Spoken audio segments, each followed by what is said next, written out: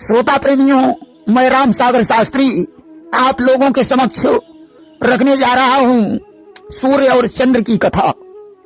देखिए, सूर्य का जन्म कश्यप ऋषि की पत्नी अदिति से हुआ था।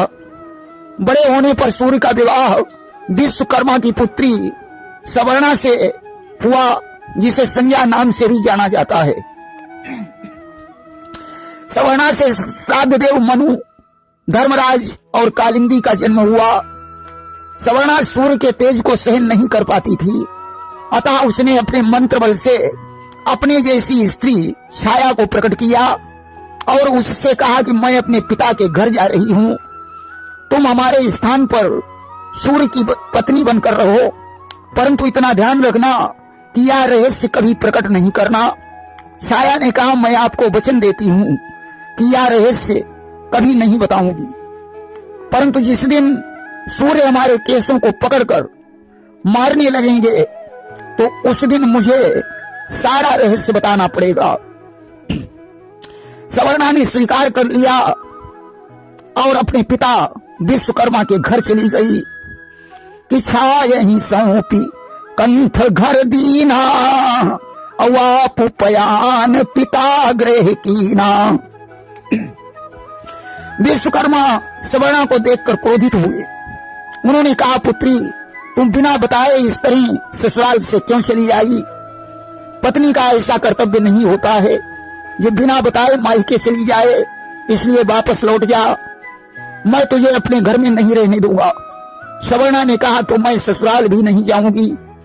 आज तो वह कुरुक्षेत्र में चली गई और वहां घोड़ी बनकर रहने लगी। इधर भगवान सूर्य छाया के साथ विहार करने लगे। आज तो छाया से शनि और सावर्ण मन दो पुत्र उत्पन्न हुए। अब तो छाया अपने पुत्रों से अधिक प्रेम करने लगी और सवर्णा की संतानों से उसे नफरत रहने लगी कि निज पुत्र ते लाड़ लड़ावई और सऊती के पुत्र निरखी जरी जावई। एक दिन की बात है, धर्मराज ने छाया से कहा कि माता, तुम्हारी नजर में सभी संतानें समान होनी चाहिए, परंतु तुम हम लोगों से अच्छा व्यवहार नहीं कर रही हो। तुम्हें सावर्णी मनु और शनि से विशेष प्रेम है। कि धर्मराज जब कही ऐसी बात और छाया हनी पीठ महुलाता। इस बात पर क्रोधित होकर छाया ने धर्मराज के पीठ पर लात मार दी। इसी बीच भगवान सूर्य भी आ गए। छाया का ऐसा व्यवहार देखकर उन्होंने उसके केसों को पकड़ लिया और मारने के लिए उद्यत हो गए। उन्होंने कहा, दुष्टा, तू कैसी माता है जो बच्चों को अलग अलग दृष्टि से देख रही है? छाया ने कहा, क्षमा करना देव, ये तीनों संतानें हमारी नहीं हैं। मुझे सवर्णा ने मंत्र बल से बनाया था, मैं छाया हूं। सवर्णा अपने मायके को गई हुई है। कि छाया तीनों भेद बताई और सुन के सूर्य गए चकराई। अब तो भगवान सूर्य तत्काल सवर्णा की खोज में निकल पड़े। सवर्णा मायके में नहीं थी।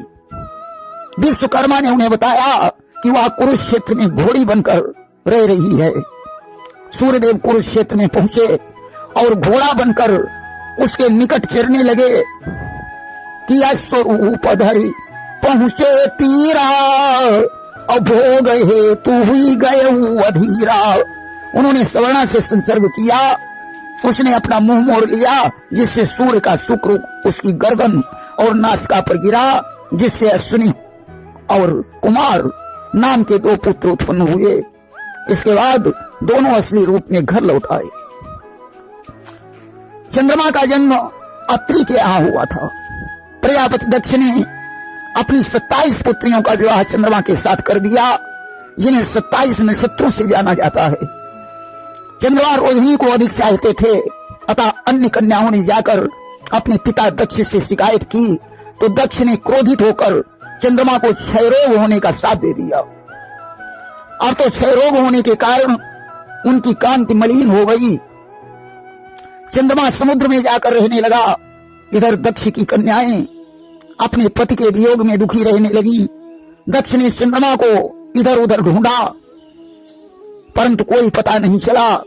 जिस समय क्षीर सागर का मंथन हुआ तो 14 रत्नों के रूप में चंद्रमा भी निकला। वह शिव की शरण में चला गया। शिव ने उसे रोग मुक्त करके अपने मस्तक पर धारण कर लिया। शिव उठाई जट शशि को लीना और निज मस्तक पर धारण कीना। इधर जिस समय दक्ष को पता चला कि चंद्रमा को शिव ने अपने मस्तक पर धारण कर रखा है, तो वे शिव के पास पहुंचे और उन्होंने उनकी वंदना करते हुए कहा, प्रभु, चंद्रमा हमारा दामाद है, इसके वियोग में हमारी पुत्रियां दुखी हो रही हैं, अतः इसे मेरे हवाले कर दो। शंकर जी ने कहा, नहीं, चंद्रमा हमारी शरण में आया है और शरणागत को ठुकराना महापाप है। दक्ष ने कहा, आशुतोष, आपको ये भी तो ज्ञात होना चाहिए कि पति के वियोग पत्नी के लिए कितना असहनीय होता है। अब तो सिर्फ विचार करने लगे कि इस समय हमारा वास्तविक धर्म क्या है। आज उन्होंने भगवान विष्णु का ध्यान किया। विष्णु जी ब्राह्मण बनकर प्रकट हो गए।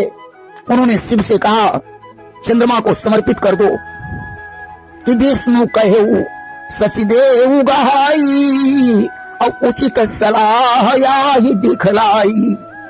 शिव ने कहा, मैं अपने हाथों से इसे समर्पित नहीं कर सकता हूं, अतः आप धर्म को जानते हैं, इसलिए आप ही हमारे मस्तक से खींचकर दक्ष को समर्पित कर दें। भगवान विष्णु ने विचार किया कि कोटि विप्र बदला गंजाहू वाए शरण तजऊ नहीं ताहू। जिसे करोड़ों विप्र वध का पाप लगा होता है, उसे भी मैं त्याग नहीं सकता, तो फिर चंद्रमा का तो कोई बहुत बड़ा दोष भी नहीं है। अतः उन्होंने उस चंद्रमा से खींचकर दूसरा चंद्रमा निकाला और दक्ष को समर्पित कर दिया। इसलिए आधा चंद्रमा शिव के मस्तक पर बना रहा और आधा दक्ष के पास चला गया कि अर्ध चंद्र शिव धारण कीना और अर्ध दक्ष कऊ हरिदई दीना। परंतु दक्ष के पास जो चंद्रमा था वो श्रापित होने के कारण क्षय रोग से युक्त था। उस चंद्रमा ने दक्ष से अपने अपराध की क्षमा मांगी, तो दक्ष ने उसके श्राप को कम कर दिया कि कृष्ण पक्ष में तुम्हारी कलाएं घटेंगी और घटते घटते अमावस्या को शून्य हो जाएगी, जिसके कारण तुम अमावस्या को दिखाई नहीं पड़ोगे, और शुक्ल पक्ष में तुम्हारी कलाएं बढ़ेंगी और बढ़ते बढ़ते पूर्णिमा को तुम 16 कलाओं से युक्त हो जाओगे। इसीलिए चंद्रमा घटने बढ़ने लगा। क्षय रोग होने के कारण चंद्रमा के कोई संतान नहीं हुई। एक बार चंद्रमा ने राजसूय यज्ञ किया और यज्ञ के पश्चात उसने बृहस्पति की पत्नी तारा का हरण कर लिया।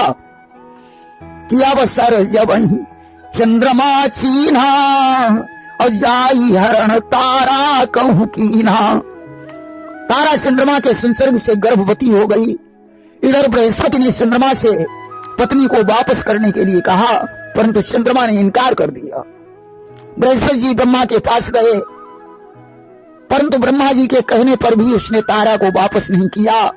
तब तो क्रोधित होकर बृहस्पति ने देवताओं की सेना इकट्ठी की और चंद्रमा पर धावा बोल दिया। चंद्रमा ने भी अपनी राक्षसी सेना इकट्ठी की। अब तो दोनों सेनाओं के बीच संग्राम छिड़ गया कि नाना भांति चले हथियारा और भयो युद्ध को बर नहीं पारा। युद्ध देखकर ब्रह्मा जी भयभीत हो गए। उन्होंने दोनों सेनाओं को युद्ध करने से रोक दिया और चंद्रमा से कहा, बृहस्पति की पत्नी को वापस कर दो। यही अच्छी बात है, क्योंकि किसी के धन को हरण करके वापस कर देने पर कोई अपमान नहीं होता। आज चंद्रमा ने तारा को वापस कर दिया, परंतु तारा ने बृहस्पति के क्रोध के कारण अपने गर्भ को गिरा दिया। अब तो बच्चे को देखकर बृहस्पति कहते हैं कि ये मेरा पुत्र है। चंद्रमा कहता है कि ये मेरा पुत्र है। ब्रह्मा ने तारा से पूछा कि तुम बताओ कि ये किसका पुत्र है। तारा ने कहा, सत्यता तो यही है कि यह चंद्रमा का ही पुत्र है। अब तो वो बच्चा चंद्रमा को समर्पित कर दिया गया। जिसका नाम बुध हुआ। ब्रह्मा जी ने उसे ग्रहों में स्थान दिया और भूतल पर अभिषिक्त कर दिया। जो इलाव्रत खंड में अंबिका वन के निकट कुटी बनाकर तपस्या करने लगा। कालांतर में उसका विवाह श्राद्धदेव मनु की पुत्री इला से हुआ, जिसके द्वारा पुरूरवा नामक पुत्र का जन्म हुआ। कि बुद्ध देव एक सुत उपजावा और सोई जग पुरूरवा कहलावा। वही वो पुत्र पुरूरवा के नाम से विख्यात हुआ, जिससे चंद्रवंश चला। प्रेम से बोलिए वृंदावन बिहारी लाल की जय।